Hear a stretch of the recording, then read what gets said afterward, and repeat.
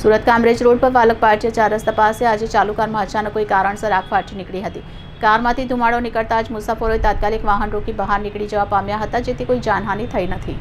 સૂત્રો પાસેથી પ્રાપ્ત માહિતી અનુસાર કારમાંથી અચાનક ધુમાડાના ગોટે ગોટા નીકળવા લાગ્યા હતા અને જોતજોતામાં આગે વિકરાળ સ્વરૂપ ધારણ કર્યું હતું। આગના સળગતા મંજર દૂર સુધી જોવા મળ્યા હતા।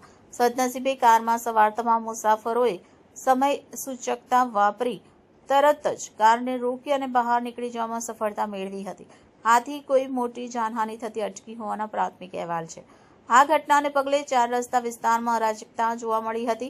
આ વ્યસ્ત રોડ પર આગ લાગતા વાહનોની લાંબી કતારો લાગી ગઈ હતી અને થોડા સમય માટે વાહન વ્યવહાર ઠપ થઈ ગયો હતો। ઘટનાની જાણ થતાં જ ફાયર બ્રિગેડની ટીમ ઘટના સ્થળે દોડી આવી હતી અને આગ પર કાબૂ મેળવવાના પ્રયાસો હાથ ધર્યા હતા। આગ કેવી રીતે લાગી તેનું ચોક્કસ કારણ હજી જાણી શકાયું નથી।